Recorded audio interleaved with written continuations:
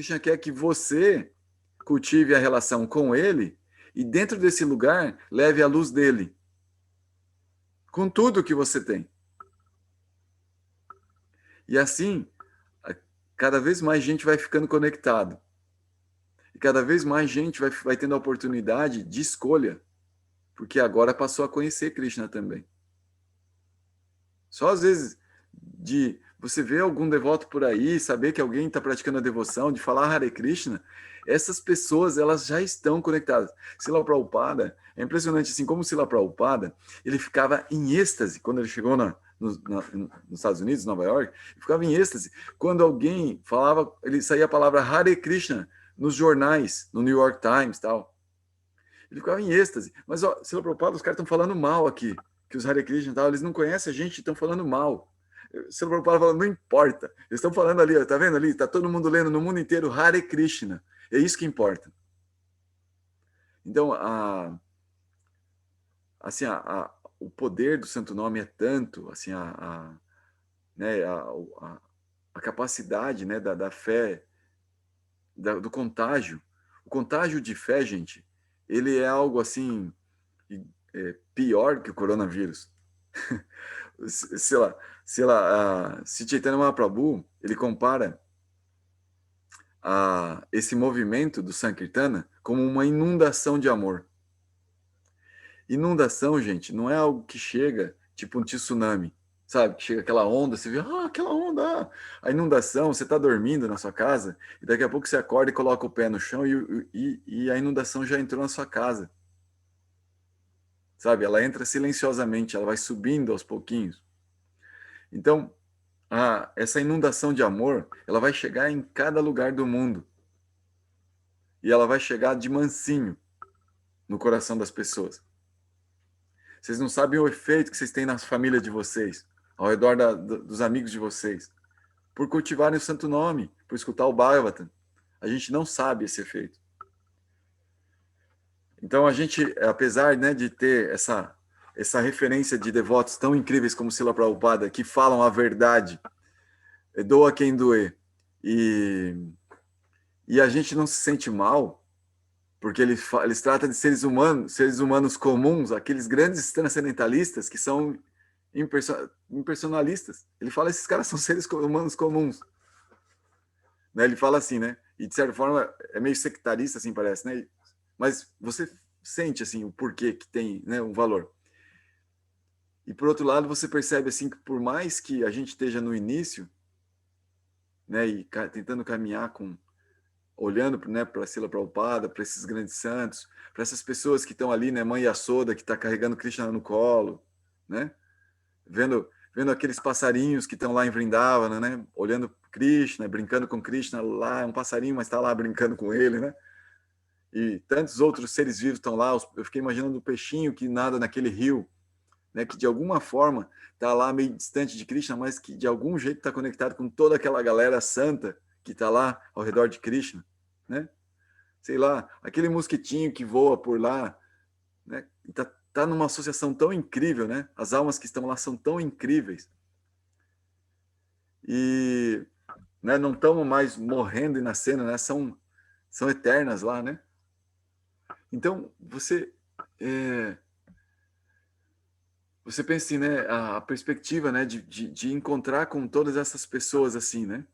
E a gente, assim, daqui, né, já começar a falar dessas coisas, observar essas coisas incríveis, transcendentais, saber que o que a gente vive aqui nada mais é do que um reflexo dessa outra realidade. Por isso que a gente tenta viver aqui também. Só que aqui a gente vive egoístamente, lá a gente vive por prazer de Krishna. Então, isso faz total diferença, total. E que a gente pode, então, começar a tentar viver isso aqui agora. Nossa, isso parece tão incrível. Só que é isso, né? A gente tem que ter paciência, porque Krishna vai libertar os nossos anartas e vai nos libertar no tempo dele. A gente já pode começar a desfrutar dessas coisas aqui agora, porque a vida agora vai ser eterna. Mesmo com os anartas, a gente está vivendo com Krishna. E a gente pode se dar conta, poxa, Krishna, eu queria estar mais livre para estar focado em você, não ficar pensando em besteira, não ficar pensando mas eu queria focar em você. Eu queria lembrar da forma da deidade. Eu queria lembrar dos devotos. Eu queria lembrar do Srimad Bhagavatam o dia inteiro. Eu queria cantar os santos nomes o dia inteiro. Eu queria estar nisso, assim. Mas Krishna, na real, eu lembro de um monte, mas um monte de besteira o dia todo. E o que eu menos lembro é de você. Só quando realmente, de repente, eu sou, entre aspas, obrigado a vir para a aula do Bhagavatam. Eu sou obrigado a cantar minha japa. Mas mesmo assim, cantando a japa, eu fico viajando e pensando num monte de coisa. No melhor dos casos, eu só penso em coisas responsáveis. Mas tem coisa, às vezes, que eu penso em pura besteira mesmo. Então, Krishna, né, que situação mais terrível que eu tô. Me ajuda. Então, essas orações vão fazendo com que Krishna olhe para a gente e realmente queira nos ajudar. Mas ele vai, em muitos dos casos, a maioria dos casos, ele vai fazer igual ele fez com Arjuna. Ele vai usar o anarta de Arjuna. O anarta dele era apegar, né, a sua condição de guerreiro, se achar um guerreiro. Ele vai usar o anarta para falar da consciência de Krishna, dos santos nomes, para ajudar algumas outras pessoas a se iluminarem, para não deixar essas pessoas sofrendo no mundo aí. Então a gente tem que só orar para ser um instrumento do amor do Senhor Supremo e ter paciência, e ter muita paciência. Confiar nele, confiar no amor dele, confiar que tudo que nós temos ao nosso redor é fruto do amor dele por nós. Inclusive quando você tem uma dor no corpo, inclusive quando as piores coisas aconteçam ao seu redor, é fruto do amor dele. Você está rodeado, abraçado pelo amor dele. Confiar. Ter fé.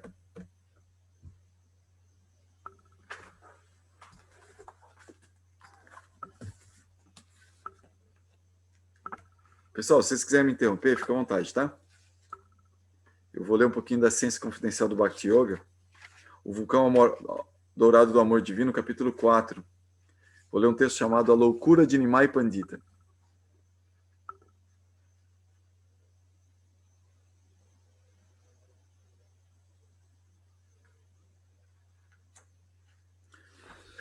Sri Chaitanya Mahaprabhu exibiu esse intenso grau de loucura divina em seus últimos dias sobre essa terra. Mas, inclusive, durante sua vida em Nova Dvip, quando Mahaprabhu era Nimai Pandita, um jovem muito erudito, todos pensaram que se havia tornado louco quando regressou de Gaya e começou a exibir sintomas de devoção por Krishna. As pessoas normais da época diziam: esse Nimai Pandita era um bom homem, um cavalheiro, mas depois que regressou de Gaya, está totalmente mudado e faz muitas coisas indesejáveis. Quer predicar muitas novas ideias. Que é isso? Se tornou louco. Não lhe importam as regras e regulações, os costumes sociais, nem as antigas escrituras. Somente Krishna, Krishna, Krishna. Antes era normal, mas recentemente se tornou anormal. É claro que tem um intelecto poderoso. Quando era professor, nem sequer lhe importavam a erudição dos mais grandes panditas. Derrotou facilmente ao campeão dos eruditos, Keshava Kashmiri, e a muitos outros. Mas agora o perdemos. Agora é diferente. Não lhe importam os brahmanas, nem as escrituras que seguimos. Tem uma nova opinião e a apresenta ao mundo. Sua maneira de ser é incompreensível. Os vizinhos se queixaram diante de sua mãe. Satidevi, que é isso? Antes, Nimai não era assim, mas agora já não lhe importamos. Nem sequer sente atração por sua esposa. Em que se converteu? És a filha de um cavalheiro, mas olha que desgraça. Que se pode fazer? Sati, o fato é esse. Teu único filho, que era tão brilhante, se tornou louco. Deves fazer os arranjos para um tratamento médico apropriado. Então, Satidevi mandou buscar ao Kaviraja, o médico. O médico fez que enchessem um pequeno estanque feito de tijolos. Um estanque é tipo assim uma banheira, com azeite de Vishnu, que se supõe é muito refrescante. Azeite de Vishnu. E se pediu a Nimai Pandita que se banhasse nele. Enquanto se submergia, né, e nadava no azeite, ria como um louco. Nesse momento, Srivas Thakur chegou de visita e perguntou: como está Nimai Pandita? Satidevi disse: olha que desgraçada que eu sou. Meu Nimai se tornou completamente louco. Chamei ao médico e ele fez os arranjos para esse tratamento. Enquanto ela lhe mostrava como Nimai brincava na banheira, Srinivas perguntou: que é isso? Sati respondeu: meus vizinhos me aconselharam que fizesse isso. Srinivas disse: és uma dama muito gentil, não sabes como encarar aos demais.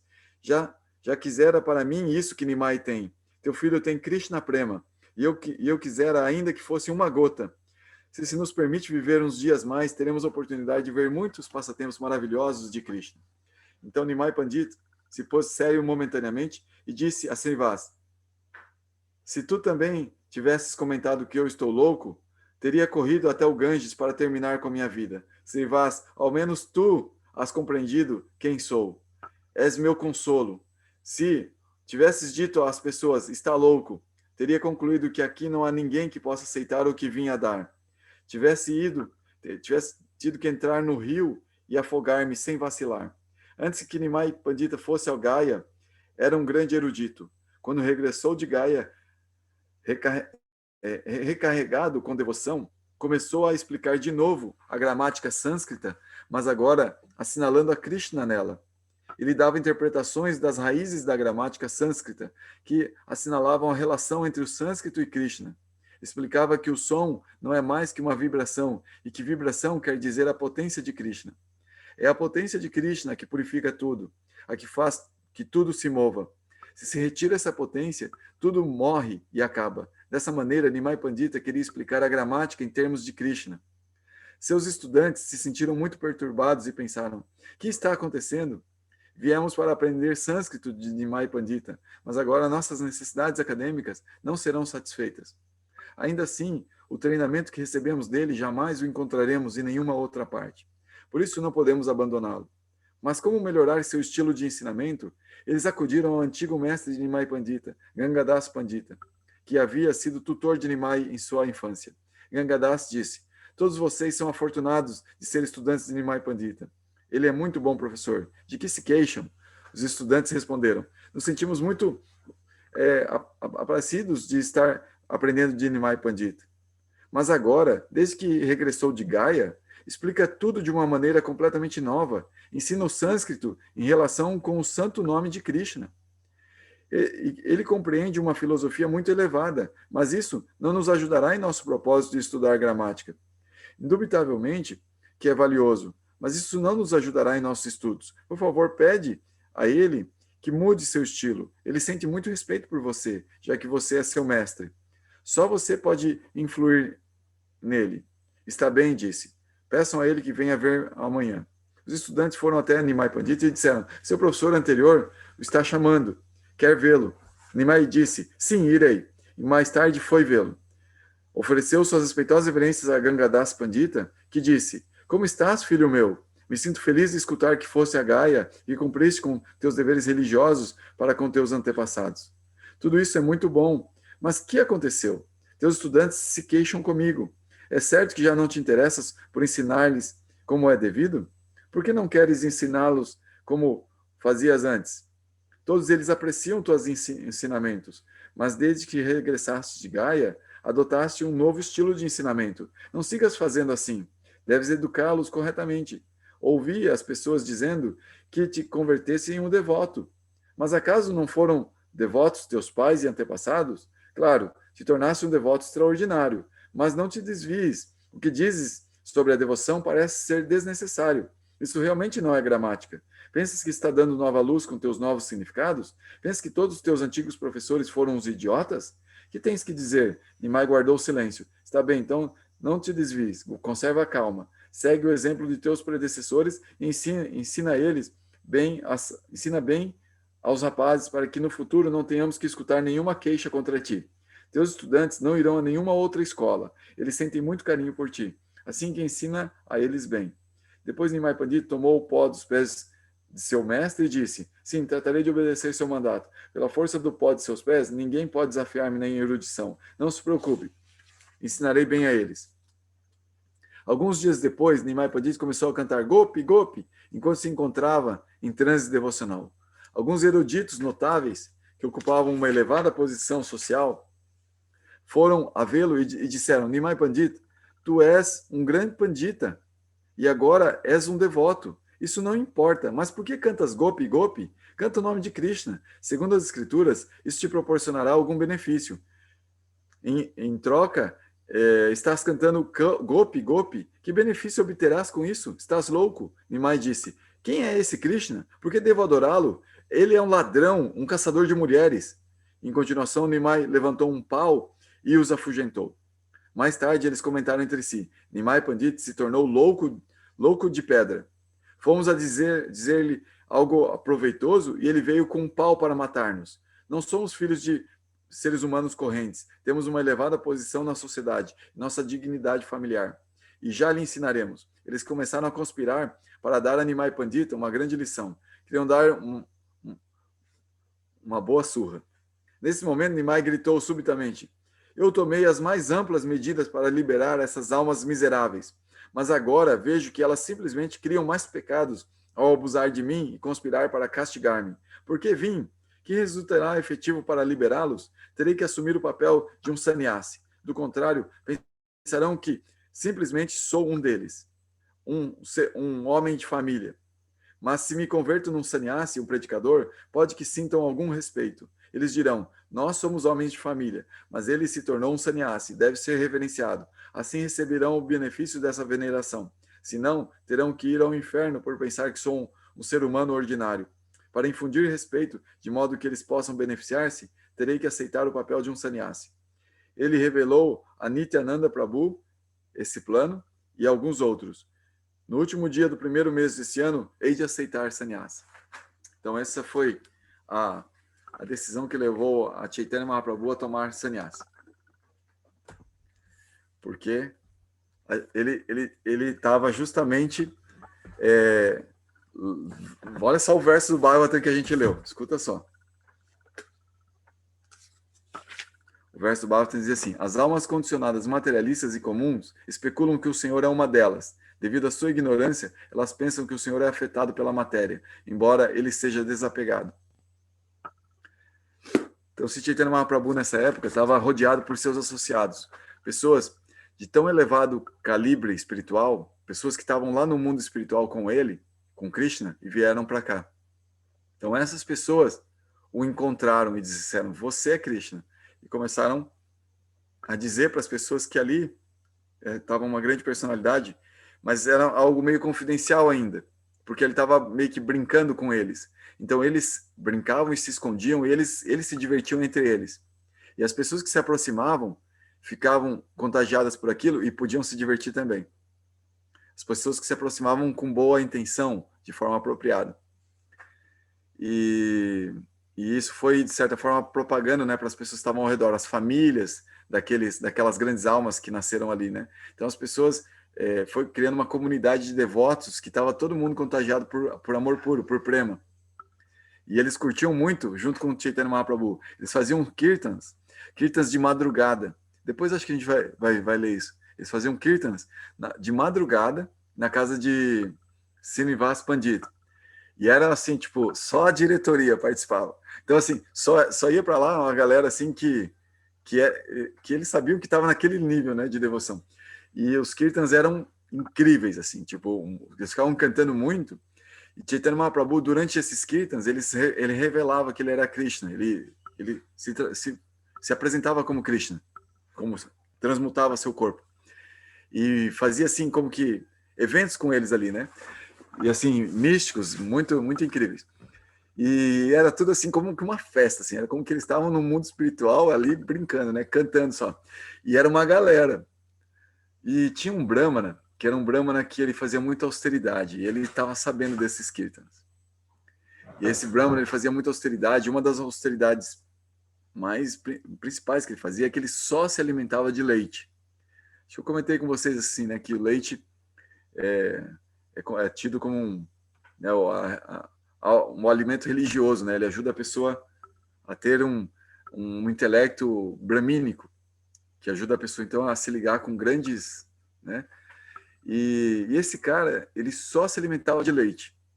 E ele fazia isso com uma austeridade para justamente poder progredir espiritualmente.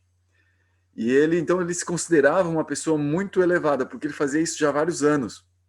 E ele se considerava uma pessoa elevada. E daí ele queria participar, só que ele não tinha devoção.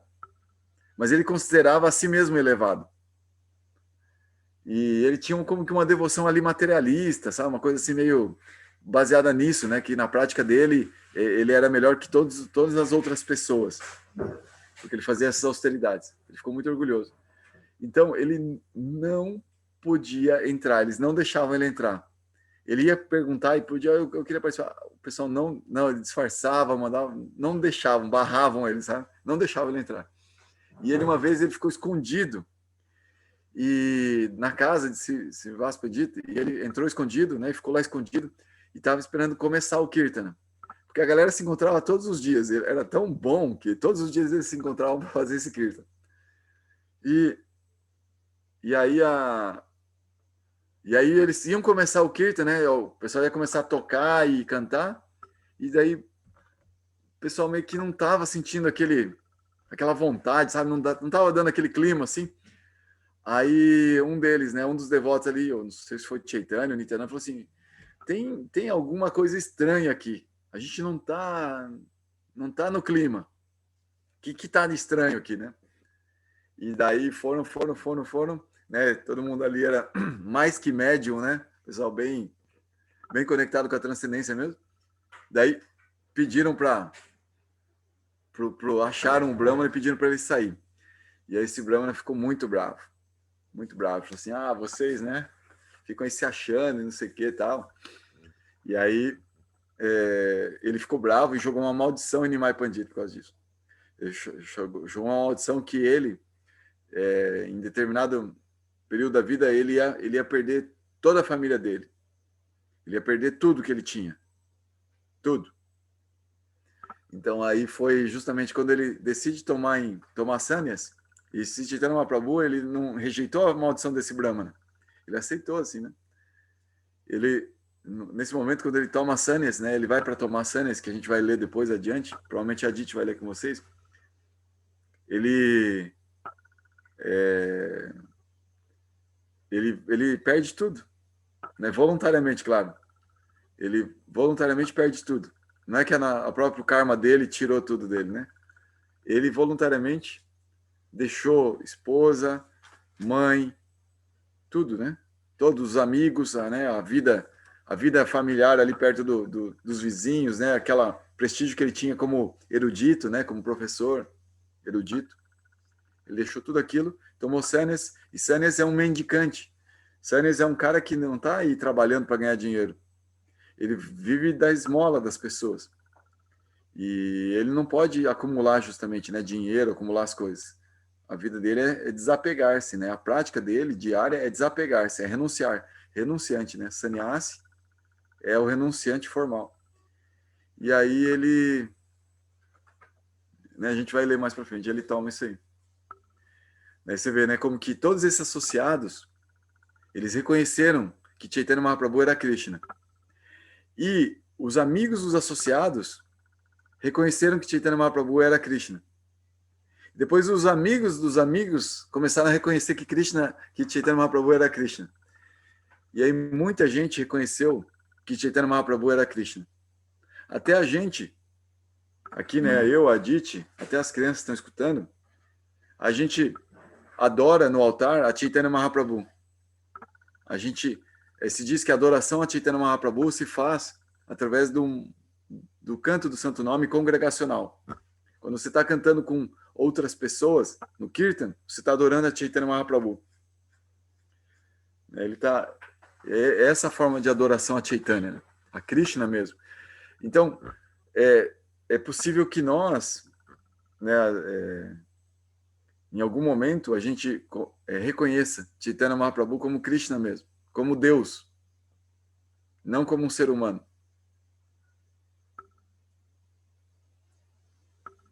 Devido à associação com esses devotos que conseguem ver isso.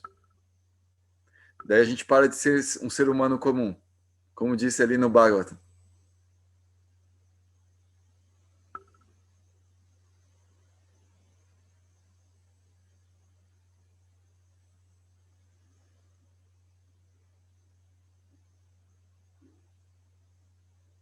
Vocês têm algum comentário? Tem alguma dúvida? O que vocês escutaram aí, gente? Falei pra caramba. 1 hora falando.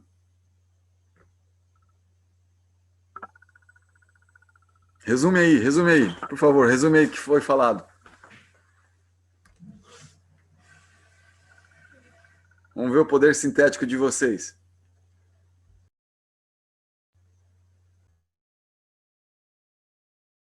Vale só falar aquilo que chamou mais atenção também. Oi, Gura. Oi, pessoal. Difícil resumir tudo isso aí, mas o que me chamou mais a atenção foi, inclusive, esse exemplo que você deu, né? Que você tem a percepção, né, tem a consciência que convive com pessoas que não estão muito ou nada interessadas no que você está interessado, né? Então, eu, isso aí descreveu muito bem, assim, décadas da minha vida, sabe? E eu sempre me senti bastante deslocado, assim, desde criança, do mundo, da família. Sempre tive, mas sempre fui tranquilo, assim, em relacionamento também. Nunca tive problema pessoal, social com isso, né? Mas sempre tive muitos amigos, mas poucos bons amigos, né? E, mas, sei lá, parece que você vai ficando mais velho e se você aproveitou bem a sua capacidade cognitiva, de discernimento, ela vai melhorando também, né? E aí você consegue ir olhando tudo isso de maneira mais complexa, profunda, né? E é um desafio, assim, hoje para mim, ainda mais eu que no meu trabalho, eu digo que eu lido com o capitalismo, sabe? Não é nem assim, lida com empresas, com pessoas que têm grana e tal, não é nem isso. São ali o início, as sementes, o licenciamento ambiental ele está nisso, né? O início das sementes que vão gerar projetos, sejam produtivos ou financeiros, que vão continuar movimentando toda essa roda, sabe? Então, assim, você pegar desde o início ali, projeto de uma hidrelétrica, seja ela média, um pouco maior, mas você encontrar ali os primeiros arranjos, né? Então, o, os primeiros interesses, né, dos grupos, de quem se associa, tal. E a gente trabalha muito também com populações tradicionais e isso gera um romantismo assim de quem escuta, né? Mas no fundo, no fundo, no fundo, no início ali no âmago, infelizmente, a maior parte das vezes, essas populações também estão procurando uma posição, sabe? Estão procurando uma forma de desfrutar melhor, sabe? E aí você vai vendo tudo isso e pensa assim, cara, e aí, e agora, né? Mas, por outro lado, você estava falando, né, de um karma que acaba nos associando, né, com tudo isso. Por outro lado, naturalmente, eu sempre tive muita facilidade de empreender tudo isso, entendeu? Também eu não me... Tem um jogo de cintura e que às vezes eu me percebo assim, tendo facilidade de jogar esse jogo. Mas joga um jogo olhando tudo mais do alto também, sabe? Mas, sei lá, tô falando isso porque eu me identifiquei e tô vivendo uma fase de estar meio distanciado de tudo isso. Mas, ao mesmo tempo, eu sempre tive muita dificuldade de lidar com processos religiosos mais estabelecidos, mais formais, né? E aí eu percebo que não é que também eu me afasto desses processos, mas eu me ligo em pessoas, algumas pessoas assim nesses processos, né? Então é muito louco porque é um limbo assim, chega uma hora que você não tá nem de um lado nem do outro, você tá numa carreira solo assim no mundo, sabe? Mas eu acho que isso passa, nem que seja uma vida assim, né? E então é isso que me chamou a atenção, assim, é um grande deslocamento, sabe? E eu conheci muita gente que pirou, assim, no meio disso tudo e acabou virando uma pessoa desajustada, não só com o mundo, mas consigo mesmo, sabe? E nos poucos momentos que eu comecei a vislumbrar isso acontecendo, não sei, parece que aí eu me jogo no karma, que é um lugar mais seguro, tá? Aí você vai vai trabalhar, vai fazer as coisas, porque aí é uma onda que você sabe surfar, né? Então fica isso, assim, momentos, e aí são anos, né? Momentos que você tá mais surfando essa onda kármica, né? Que você sabe melhor, e momentos que você começa a pensar, cara, mas isso aqui não leva a nada. E aí você começa a encontrar pessoas, né? E você pensa, pô, esse cara, esse grupo, essas pessoas são diferenciadas, né? Mas ao mesmo tempo você também não sabe cair de cabeça naquilo, né? E ainda tem um certo exotismo, né? Então, então é isso, assim. Às vezes eu encontro, assim, nesses meios espiritualistas, gente que está se propondo a fazer coisas grandiosas em pouco tempo, tá? E aí eu acho até legal, assim, né? Você, pô, legal isso daí, né? Essa meta aí que a pessoa está se colocando. Mas, sei lá, né? Então, é, esses dias eu tava pensando em aprender a ter paciência comigo, sabe? Não com os outros. Porque, principalmente nesse meio profissional, né? Que eu percebo esse monte de gente que eu convivo sem rumo, né? Porque o rumo são coisas que vão acabar, é impressionante. Eu conheço pessoas já idosas, vamos dizer, de sucesso, né? Mas o sucesso delas acaba no momento que elas desencarnarem, no momento que elas partirem, sabe? Não leva nada, nada, nada. E aí parece um papo meio religioso demais, né? Que eu tô tendo, assim, daqui não se leva nada. Não, as pessoas elas não construíram nada que elas vão levar, mas elas têm sucesso, né? Então, esse tipo de reflexão faz muito tempo, assim, que, vamos dizer, que me incomoda, né? Porque essas pessoas começam a virar um espelho, né, para você. Tá aí eu. E eu, sabe? O que que eu tô... Eu passei agora por uma experiência de, de lidar, né, com o Covid. Acho que passei bem e tal, mas chega um momento que você começa a ver o seu corpo degringolando, sabe? E você começa a pensar, bom, tá tanta gente partindo, por que não eu, né? E com muita naturalidade eu comecei a pensar nisso, né? E aí, se for os últimos dias, como é que faz, né? E aí, naturalmente, começa a vir um remorso do que não foi feito, sabe? E isso é muito complicado. Aí, beleza, passou. Então, estou tentando ainda aproveitar essa experiência aí recente. Desabafei, né? Falei um monte de coisa e não disse nada. Obrigado por compartilhar. Tem pérolas aí que você falou. Eu queria te. é, eu sei que às vezes é mais legal a escuta do que a fala, né? Mas eu queria só te falar algo que quando eu escutei, me reverberou aqui, e aí tá voltando um eco, né? É com relação às oportunidades de vida espiritual, de prática espiritual. Quando a gente está aqui escutando o Bhagavatam e falando do Bhagavatam e lendo essas coisas, isso aqui é uma oportunidade. Ela não, ela não acontece sempre, ela acontece devido a va- várias causas. Pode ter a ver com karma. O, o Maharaj Puri, ele costuma chamar isso em algumas aulas, já escutei ele falar de Bhakti Samskara. A pessoa nasce com um Bhakti Samskara. Ela nasce com um karma que está relacionado com Bhakti em algum momento de sua vida.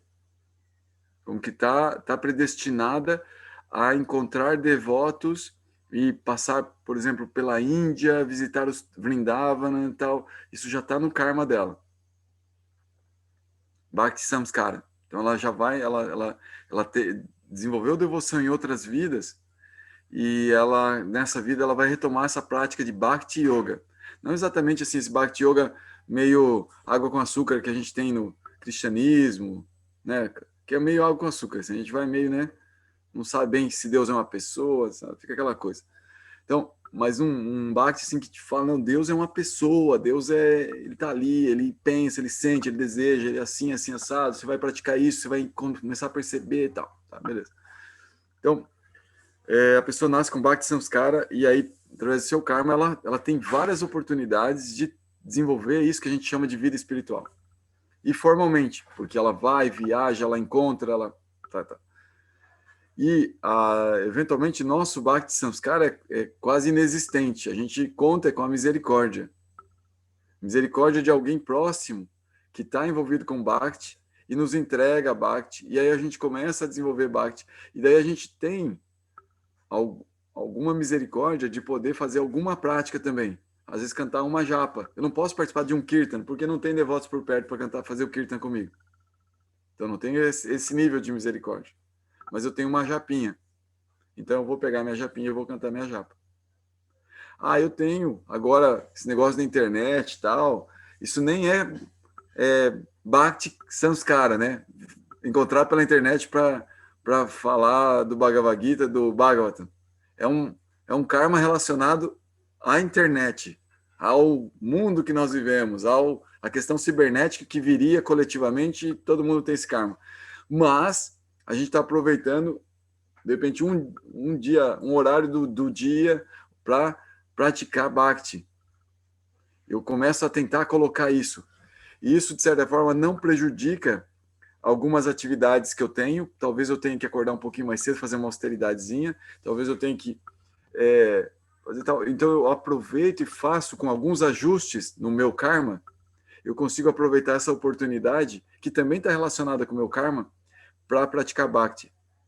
E aí eu vou começando a incrementar a minha prática de Bhakti, através de pequenos ajustes no meu karma.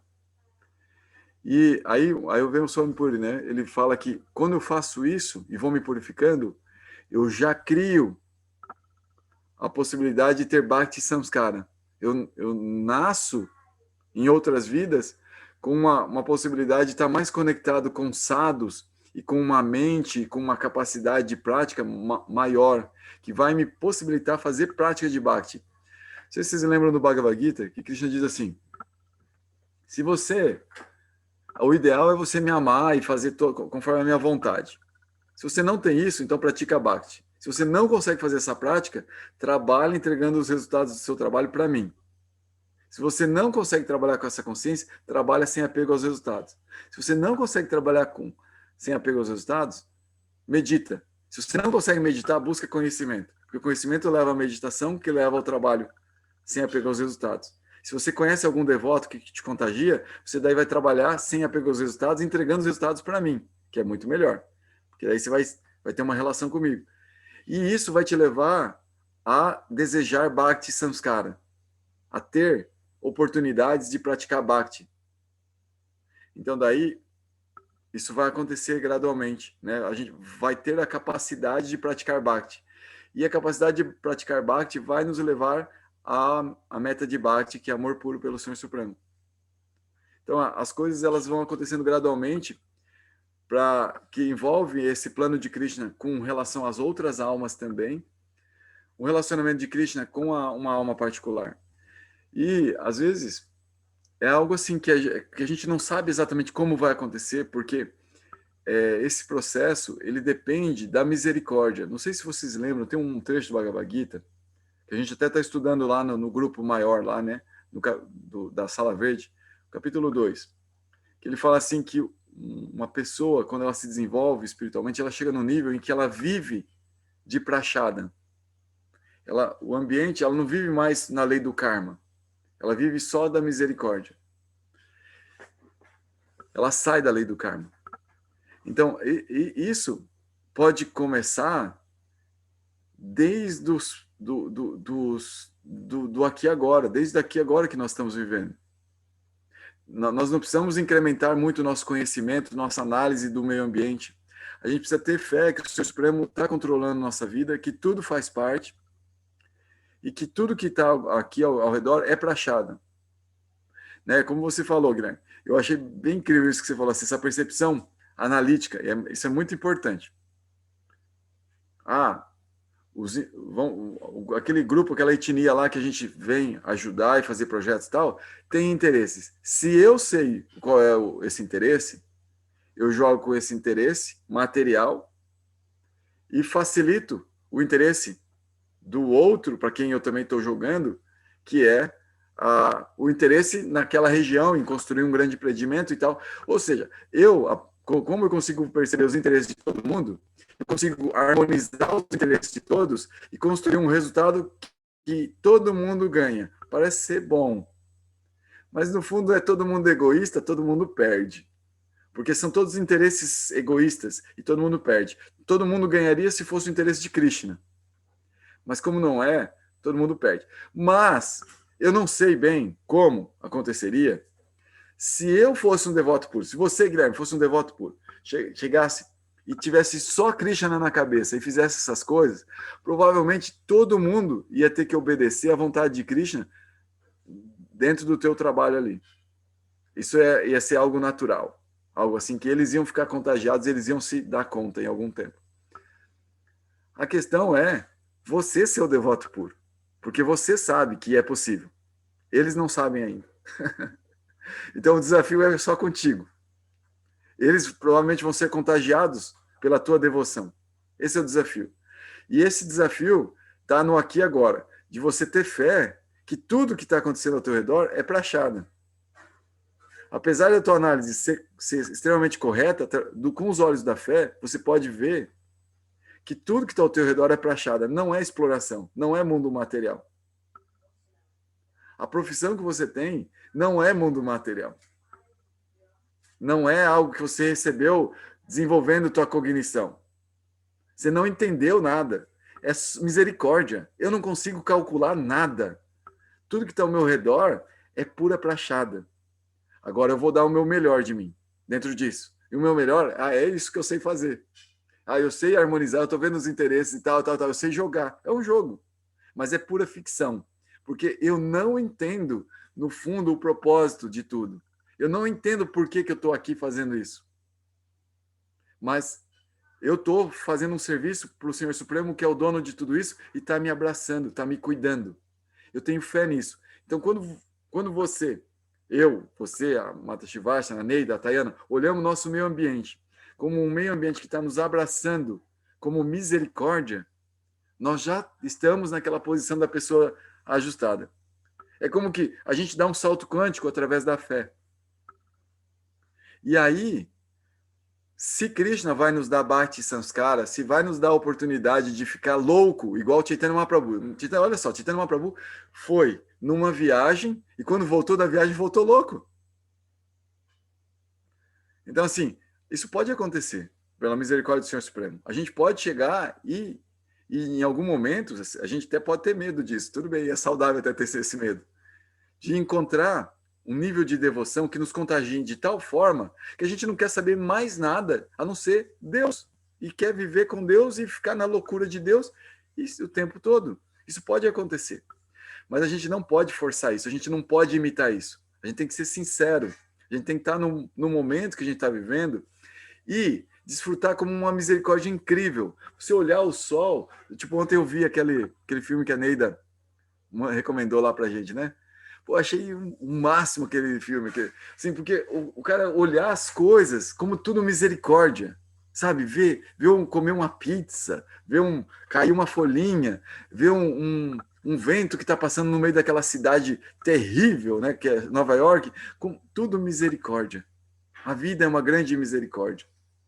Sabe assim? E aí você se conecta com isso, assim, que até mesmo as coisas ruins são misericórdia. E são incríveis e maravilhosas. Isso, Guilherme, quando você começa a pensar assim, é misericórdia. Isso não depende do nosso poder cognitivo, nada assim. Isso é fé. que ela vem de contágio dos devotos que acreditam que o mundo assim é possível, que o Senhor Supremo ele está ali, ele Krishna, ele é um cara muito ligado, que ele está manipulando todo mundo, está usando todo mundo, ele está fazendo justamente isso que você está brincando de fazer com todo mundo lá na sua empresa, de harmonizar os interesses de todo mundo. Krishna faz isso para todo mundo. Só que ele está fazendo isso com a gente sem a gente saber qual que nem é o nosso próprio interesse. A gente acha que sabe qual que é o nosso próprio interesse. E ele é que sabe. Só que ele está dando as condições plenas para a gente satisfazer esses nossos interesses no aqui e agora. E a gente é convidado pelos devotos que são meio doidões a ter como único interesse satisfazer a Krishna. E Krishna é maluco porque ele sabe que esses devotos, eles têm ele presos. Eles pegam ele no colo, eles fazem o que querem com ele. Então, Krishna, ele quer isso também. E aí meio que ele vai brincar com a gente vai quando ele começar a perceber que a gente está se divertindo com a brincadeira que ele está fazendo com a gente, aí ele vai começar a se revelar. Aí ele vai começar a se deixar ser palpável para a gente. Aí a gente vai enlouquecer. Quando a gente perceber isso mesmo, a gente vai enlouquecer. Aí vai ter root, vai ter um sabor, a gente vai estar percebendo essas coisas. Mas, por enquanto, a fé é o nossa tábua da salvação. Para a gente curtir essa vida, para a gente não sofrer, para a gente não enlouquecer, para a gente não rejeitar, para a gente não anular. Como você falou, uma pessoa fica maluca, sabe quando? Sabe quando, Guilherme? Uma pessoa fica maluca? Quando ela perde o ego. Ela não sabe quem ela é. Ela perde a conexão com o ego. E isso, tem vários gatilhos que fazem isso numa pessoa. Vários. Ela negar partes e porções dela. O mundo está aqui ao redor, meio que configurando esse eu, mesmo que seja temporário. Está ali. Arjuna é um guerreiro. Isso é um ego. Né? Está configurando. Mas essa configuração, ela tem um propósito incrível, que é conectado com a eternidade, que é justamente da pessoa servir a Krishna com aquele ego temporário. Esse ego é eterno, de servo é eterno. E dá uma relação, como Arjuna está tendo ali, mesmo que Arjuna temporariamente é um guerreiro, está tendo uma conexão com Krishna pessoal, imediata ali. Então, nós podemos ter isso imediatamente. Imediatamente a gente pode estar abraçando Krishna e tal, mas lidando com o nosso meio ambiente, com o nosso ego material, que está relacionado à exploração, mas a gente não precisa enlouquecer, porque a gente está consciente de quem nós somos. Quem eu sou. Eu tenho que estar construindo esse eu. Por isso que eu gosto tanto dessa formuletinha de Celestial Maharaj. Você tem que ir no âmago, mesmo quando você está fazendo uma coisa errada, que você acha errada, você tem que ir lá no âmago do seu coração e perceber: será que eu estou me sentindo menos ansioso? Será que eu estou sentindo mais pé no chão? Será que eu estou sentindo algum sabor, algum gosto pela vida quando eu estou fazendo isso? Se tá, aquilo ali é tua vida espiritual. Pode ser no trabalho, pode ser namorando, pode ser comendo, pode ser brincando com o filho. Tudo pode ser vida espiritual. Então, aí, quando você atinge uma coisa desse tipo, você está mergulhado naquilo que é viver a vida como prachada. A vida é uma misericórdia. Claro que a gente daí vai analisar essas bhakti samskaras e tal, e tal, e tal. Isso é análise, né? Para a gente tentar entender um pouco as coisas mais. O que importa mesmo é ver a vida como prachada.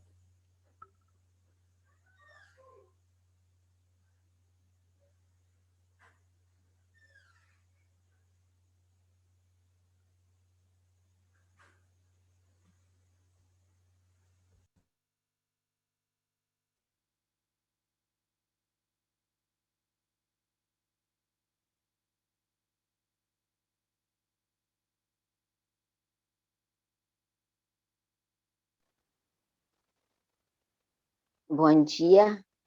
Aí eu vou ter que sair, mas me chamou muitas coisas a atenção, né, que eu anotei aqui, que a gente ter fé que um dia a gente vai, aos poucos, melhorando e saindo da luxúria, entender os nossos anartas aí, né, que quando a gente mais se alimenta, mais a gente vai dando conta dos nossos condicionamentos, e pedir ajuda, misericórdia, para a gente se libertar. Então, agradeço aos estudos, bom dia a todos, Hare Krishna, Hare e Krishna, até a Neida. noite. Bom final de semana. Hare Bom Krishna. dia, bom domingo, Neida. Tchau. Tchau. Tchau. Então, eu fiquei pensando quando o senhor falou do não precisar das pessoas se eu tenho Krishna. Sim, na prática a gente faz isso naturalmente, né, em termos. Mas antes de conhecer a consciência de Krishna, com as frustrações com as pessoas, com as pessoas no trabalho, com os relacionamentos, eu sempre pensava, ai, que bom se a gente não precisasse de ninguém, tá? Que o ser humano vivesse sozinho. Por que todos os seres têm que viver em grupo, né? Por que não se basta? Enfim, daí com esses devotos, também com os devotos, claro, tem frustrações, né?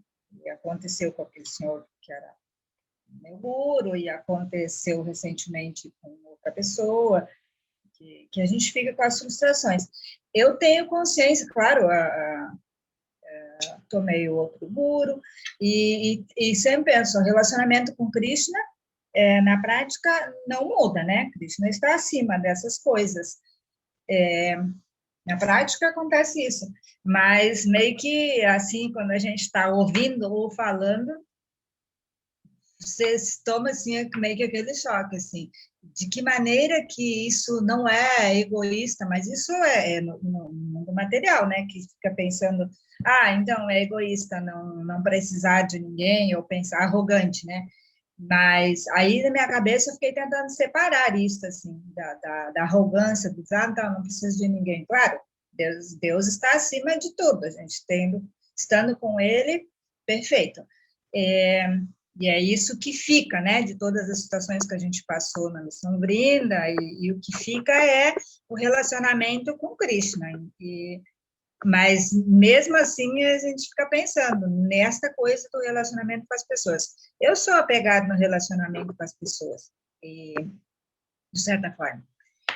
Então, aí agora, o senhor falando, eu comecei a pensar como separar isso, assim, e separar e ao mesmo tempo fazer paralelo e conviver as duas coisas. Não precisar das pessoas, porque eu tenho Krishna, e ao mesmo tempo não, como eu vou dizer, separar das pessoas ou ser arrogante com essa coisa do relacionamento com as pessoas. É isso. E outra coisa que estava falando, aí, um pouco como que o Guilherme falou também, eu sempre fico pensando isso também, que as pessoas falarem ou do sucesso, ou das conquistas, do que a pessoa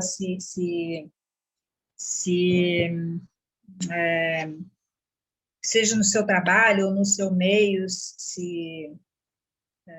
é ter sucesso, mas é outra palavra que eu queria dizer, assim, se destaca, né? A pessoa se destaca, na verdade, do que está fazendo. Na verdade, eu fiquei pensando isso, do quanto que isto precisa de público, né? Além de não ser eterno, se você não tem quem ao teu redor, no grupo, né, diga assim, o que...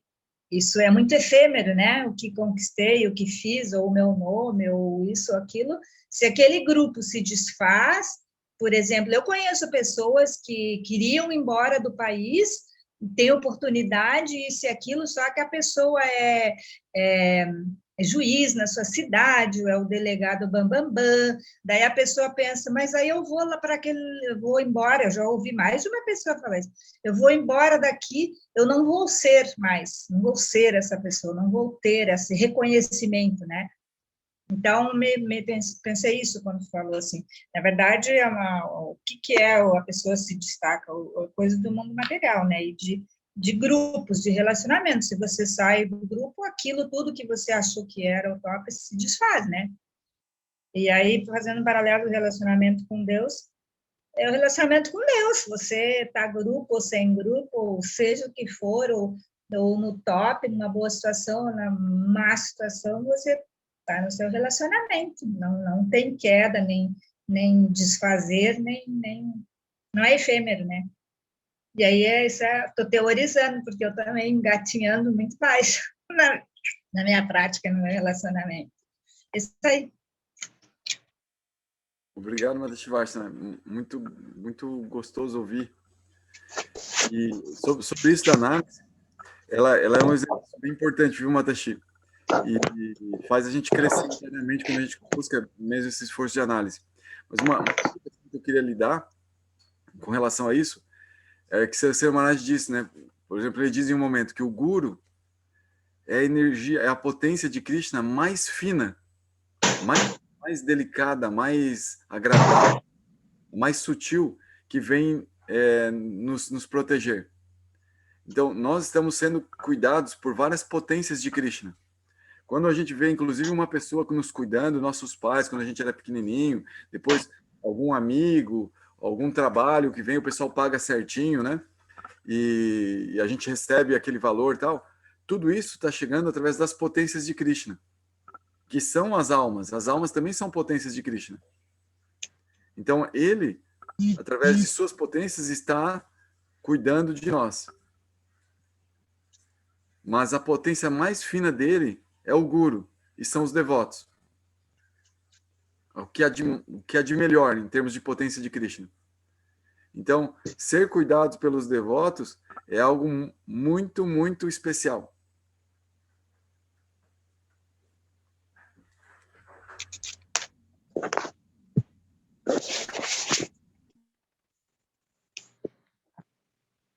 Eu também acho, Prabhu, não está no meu apego também, mas eu valorizo milhões por cento isso. E obrigada por ajudar a compreender assim as coisas que a gente às vezes vai às cegas no dia a dia e momentos que ouve uma palavra ali que você pensa, peraí, mas então aquilo e aquele outro, você começa a fazer conexões com as coisas, e isso é muito importante. Mesmo que às vezes parece que estou aqui, mas não estou, mas sempre tem uma palavra que conecta, né? E ajuda na compreensão, na prática, enfim. E aí, crescendo, a gente vai crescendo 1 milímetro, milímetro do milímetro a cada, sei lá, quanto tempo, né? Gratidão, tá bom? Obrigado, Matashi.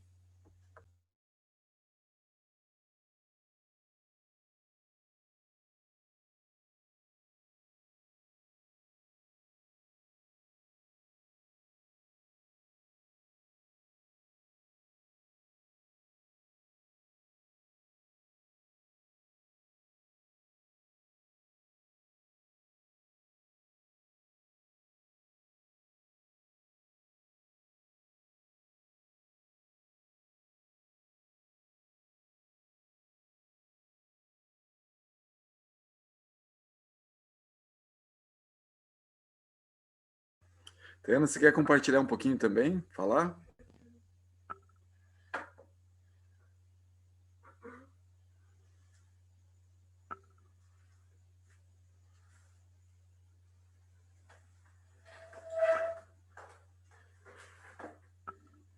Guilherme? Gente, tô tentando matar um pouquinho da saudade de vocês, mas eu vou encerrar por aqui, tá? Daí se vocês puderem a gente se encontrar mais tarde, eu agradeço.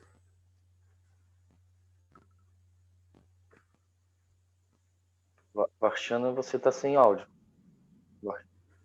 É.